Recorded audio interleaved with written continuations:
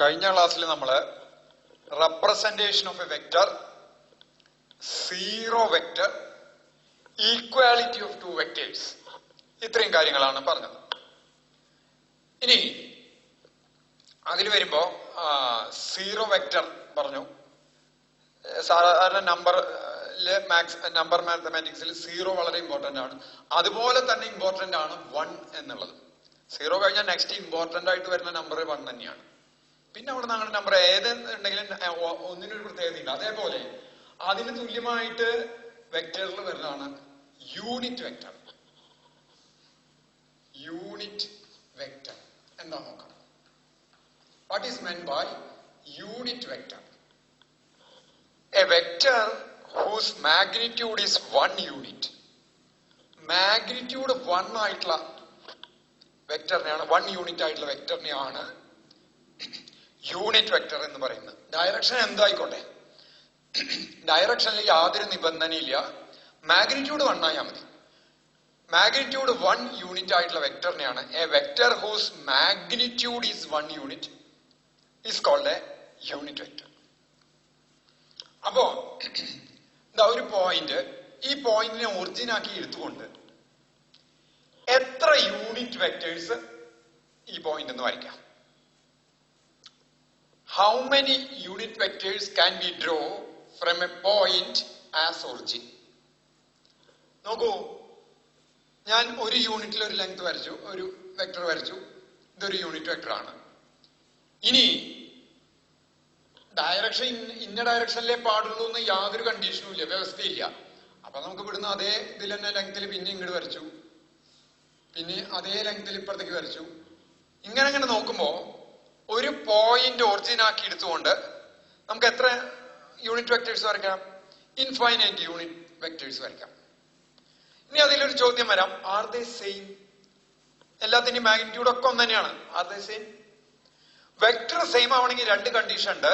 മാഗ്നിറ്റ്യൂഡുകൾ equal ആയിരിക്കണം, directions same ആയിരിക്കണം. ഇവിടെ എങ്ങനെ പോയാലും ഇതിന്റെ ഒന്നും ഡയറക്ഷൻ സെയിം ആയിട്ട് വരില്ല. So they are not equal. Even though they are unit vectors, they are not equal. എവിടുന്ന് ഒരു പോയിന്റ് ഒറിജിൻ ആയിട്ട് വരയ്ക്കുന്ന യൂണിറ്റ് വെക്ടേഴ്സ് ഒന്നും equal ആയിക്കൊള്ളുന്നില്ല.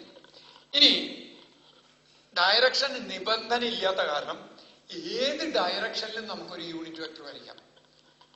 There is a unit vector in every direction. ഏത് ഡയറക്ഷനിലും ഒരു യൂണിറ്റ് ലെങ്ത്തിൽ വരച്ചിട്ട് ആരോ മാർക്കിട്ട് അതൊരു യൂണിറ്റ് വെക്ടർ ആയി. അപ്പോ നോക്കൂ, ഇത് let this B vector A.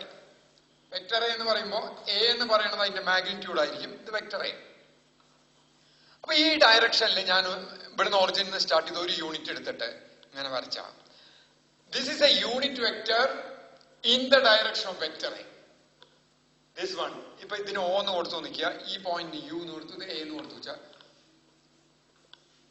OU. Vector OU is a unit vector in the direction of vector A. അത് റെപ്രസെന്റ് ചെയ്യാൻ ഒരു സിമ്പിൾ ഉണ്ട്. ഈ എയുടെ മുകളിൽ ഇങ്ങനെ ഒരു ക്യാപ്പ് എന്ന് പറഞ്ഞ തൊപ്പി ഇങ്ങനെ ഇട്ടാൽ അതിന്റെ അർത്ഥം A cap represents unit vector in the direction of vector A. A cap represents unit vector in the direction of vector A. Similarly, ഇതെന്താണ് റെപ്രസെന്റ് ചെയ്യണ? Unit vector. ഏത് ഡയറക്ഷനിലുള്ളത്? ഇൻ ദ ഡയറക്ഷൻ ഓഫ്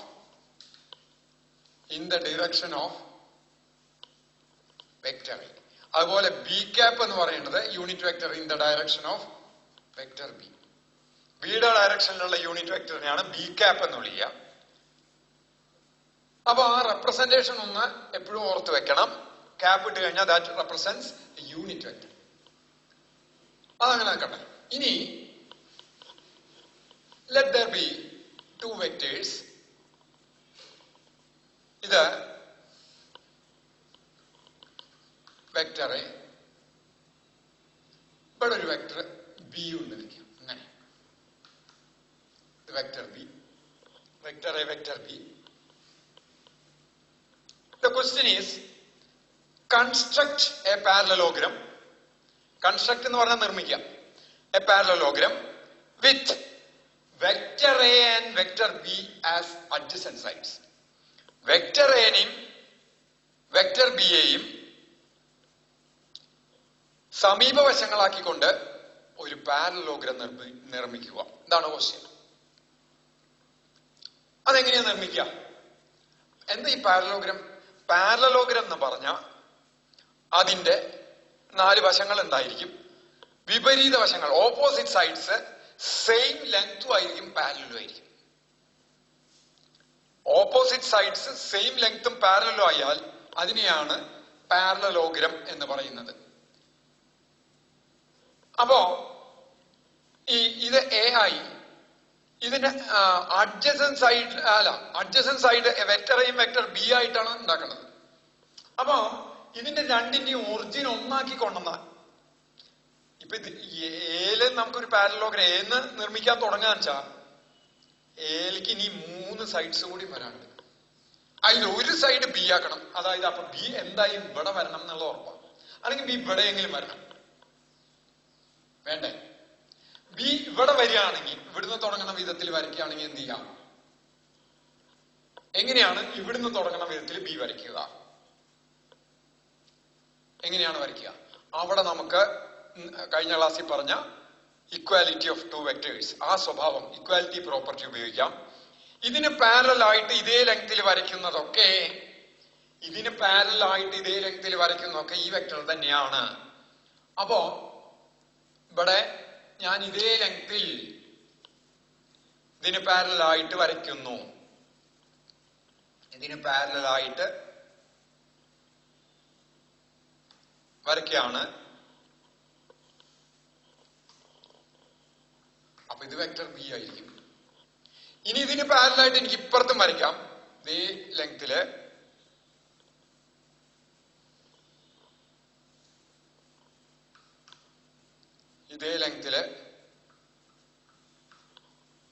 വരച്ചു. അപ്പൊ ഇതും വെക്ടർ ബി ആണ്. അപ്പൊ ഇത് യോജിപ്പിച്ചു കഴിഞ്ഞാൽ ഇവിടെ ഒരു വെക്ടർ കിട്ടി. അത് എക്ക് പാരലലും ആണ്, എയുടെ അതേ ലെങ്തും ആണ്. അപ്പൊ ഇതും വെക്ടർ എ ആണ്. അപ്പൊ നമ്മള് ഇവിടെ പാരലോഗ്രം നിർമ്മിച്ചു കഴിഞ്ഞു.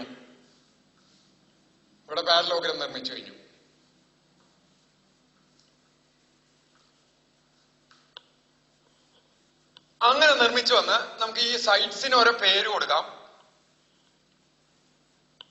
ഇതിപ്പോ വെക്ടർ എ, സൈഡ്സ് അല്ല, എഡ്ജസിന്. ഇതിന് ഈ പോയിന്റിന് O എന്ന് പേര് കൊടുത്തു, ഇതിന് ബി എന്ന് പേര് കൊടുത്തു, ഇതിന് എ എന്ന് പേര് കൊടുത്തു, ഇതിന് സി എന്ന് പേര് കൊടുത്തു. അപ്പൊ ഈ പാരലോഗ്രത്തില് ഈ ഓപ്പോസിറ്റ് എഡ്ജസിനെ കണക്ട് ചെയ്യുന്ന, കോർണേഴ്സിനെ കണക്ട് ചെയ്യുന്ന ലൈൻ സെഗ്മെന്റിനെ ഡയഗണൽ, വികർണം എന്ന് പറയും. ഡയഗണൽ.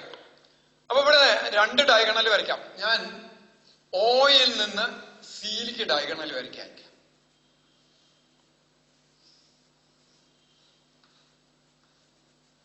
ഓയിൽ നിന്ന് സിയിലേക്ക് ഡയഗണൽ വരച്ചു. അതിനെനിക്ക് വെക്ടർ റോസി എന്ന് എഴുതാം. വെക്ടർ റോസി. അപ്പൊ അതിന്റെ ഡയറക്ഷൻ ഇങ്ങനെയാണ് പറഞ്ഞത്. റൈറ്റ്. ഇനി ഒരു ഡയഗണൽ ഉണ്ട്. ഞാൻ അതിലേക്ക് പോണില്ല. ഈ ഒരു ഡയഗണൽ ഞാൻ വരച്ചു. ഇതിന്റെ പ്രത്യേകത എന്താ വെച്ചാ, ഈ ഡയഗണല് ഈ 2 വെക്ടേഴ്സിന്റെയും കോമൺ ഒറിജിനിൽ കൂടെ കടന്നു പോകുന്ന ഡയഗണലാണ്. കോമൺ ഒറിജിനിൽ കൂടെ കടന്നു പോകുന്നു.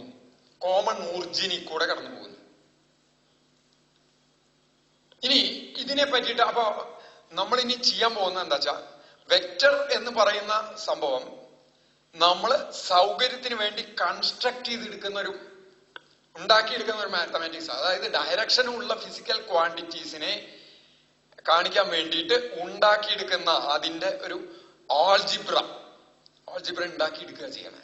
അതായത് അതിന്റെ കൂട്ടല്, അതിന്റെ കിഴിക്കല്, അത് നമ്മൾ ഉണ്ടാക്കിയെടുക്കേണ്ട ആവശ്യം വരും. നമ്മളെ വെച്ച് കഴിഞ്ഞാൽ നമ്മുടെ പൂർവികന്മാരുണ്ടാക്കിയിട്ട് നമ്മളത് ഫോളോ ചെയ്താൽ മതി. അത് ഇതായി. അപ്പൊ ഇവര് ഈ എയുടെയും ബിയുടെയും, വെക്ടർ എയുടെയും വെക്ടർ ബിയുടെയും സം എന്ന് പറയുന്നത് ഈ ഡയഗണലായിരിക്കും എന്നാണ് പറയുന്നത്. ഏത് ഡയഗണൽ? ഇപ്പൊ എന്താ നമ്മൾ ചെയ്തേ? എയും ബിയും, വെക്ടർ എയും വെക്ടർ ബിയും അഡ്ജസന്റ് സൈഡ്സ് ആയിട്ട് അഡ്ജസൻ സൈഡ് എന്ന് പറഞ്ഞാൽ സമീപവശമായിട്ട് ഒരു പാരലോഗ്രം നിർമ്മിച്ചു.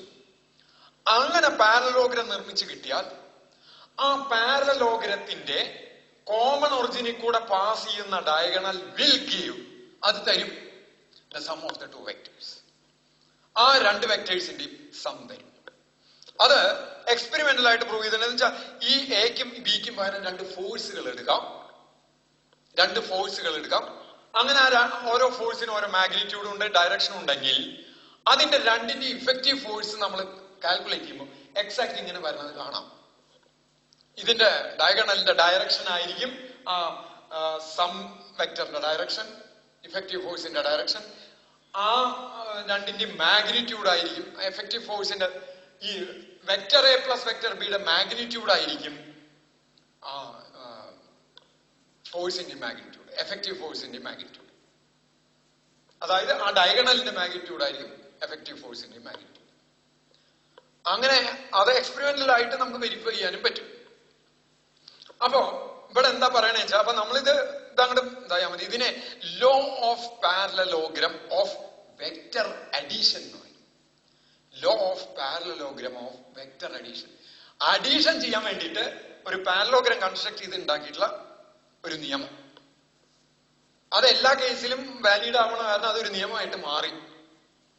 അപ്പൊ ഒന്നുകൂടി ഞാൻ പറയാം, എന്താണ് ആ നിയമം പറയണത്.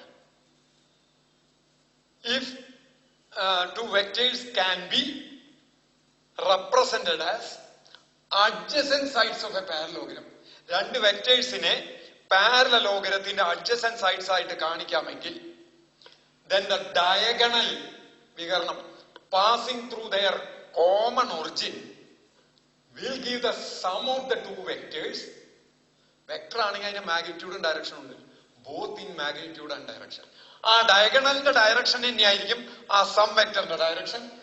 ആ ഡയഗണലിന്റെ മാഗ്നിറ്റ്യൂഡ് ആയിരിക്കും സം വെക്ടറിന്റെ മാഗ്നിറ്റ്യൂഡ്. ഇനി നോക്കാം. അപ്പൊ ആദ്യത്തെ തന്നെ ഇഫ് ഈ can represent to vectors as the adjacent sides of the parallelogram. അപ്പൊ പാരലോഗ്രം ആയിട്ട് വരയ്ക്കാൻ പറ്റാത്ത വെക്ടേഴ്സ് ഉണ്ടാവാം. ചിലപ്പോ ഇത് വെക്ടർ എ, ഈ വെക്ടർ സി ഇതേ ലൈനിൽ കിടക്കാൻ നിൽക്കുക, നമുക്ക് അവിടെ പാരലോഗ്രം ഉണ്ടാക്കാൻ പറ്റില്ല, ഈ രണ്ടും വെച്ചിട്ട്. അങ്ങനെ വരുമ്പോ ഇങ്ങനെ ഒരേ ലൈനിൽ കിടക്കുന്ന വെക്ടേഴ്സിനെ പറയുന്ന പേരാണ് കൊളീനിയർ വെക്ടേഴ്സ്. ലീനിയർ എന്ന് പറഞ്ഞാൽ ലൈൻ വൈസ്, ഒരേ ലൈൻ. കൊളീനിയർ എന്ന് പറഞ്ഞാൽ ഒരേ ലൈനിൽ കിടക്കുന്ന വെക്ടേഴ്സിന്.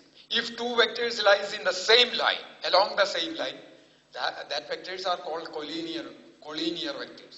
COLLINEAR, collinear vectors. അത് വെച്ചിട്ട് പാരലോഗ്രം കൺസ്ട്രക്ട് ചെയ്യാൻ പറ്റില്ല. അതിന്റെ അഡീഷൻ വേറെ വളരെ സിമ്പിൾ ആണ്. അത് ഇത് കഴിഞ്ഞാൽ ഞാൻ പിന്നെ വേറെ വഴി പറയാം. അപ്പം പാരലലോഗ്രം ലോ അഡീഷൻ പ്രകാരം if two vectors can be represented as the adjacent side of the parallelogram, then the diagonal passing through their origin, common origin, will give the sum of the two vectors both in magnitude and direction. ഇതാണ് parallelogram law of vector addition പറയുന്നത്. അപ്പൊ അത് പ്രകാരം നമുക്കിതിനെ vector എക്ക് origin terminus ഫോമിൽ എഴുതുമ്പോൾ vector O എന്ന് എഴുതാം, വെക്ടർ ബിക്ക് വെക്ടർ ഒ ബി എന്ന് എഴുതാം. ഇനി വെക്ടർ എ, വെക്ടർ ബി എന്ന് പറയുന്നത് ഒരെണ്ണം കൂടിയാണ്, വെക്ടർ എ സിയും കൂടിയാണ്. അതുപോലെ വെക്ടർ എ എന്ന് പറയുന്നത് വെക്ടർ ബി സിയും കൂടിയാണ്. ഇനി നോക്കുക. അപ്പൊ എനിക്ക് vector A plus vector B എന്നുള്ളതിന് പകരം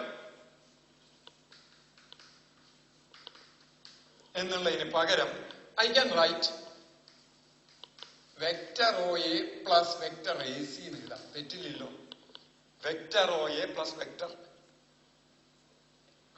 O A plus vector A C and vector A plus vector B equals I can write. ഇതെന്താണ്? ഈ നിയമപ്രകാരം ഇത് വെക്ടർ ഒ സി ആണ് എന്ന് പറഞ്ഞു. റൈറ്റ്. ഇനി ഇതന്നെ നോക്കൂ.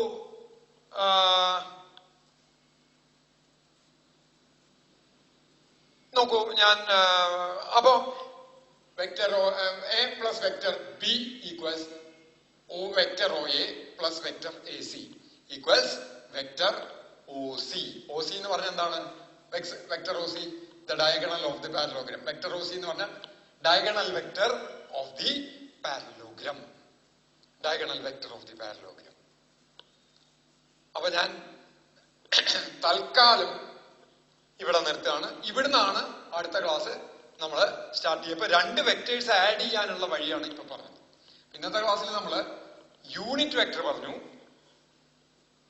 അഡീഷൻ ഓഫ് 2 വെക്ടേഴ്സ്, എങ്ങനെ നോൺ കൊളീനിയർ വെക്ടേഴ്സ്, ഒരേ ലൈനിൽ കിടക്കാത്ത 2 വെക്ടേഴ്സ് ആഡ് ചെയ്യാൻ നമുക്ക് parallelogram law of vector addition എടുക്കാം എന്താണെന്നും പറഞ്ഞു കഴിഞ്ഞു.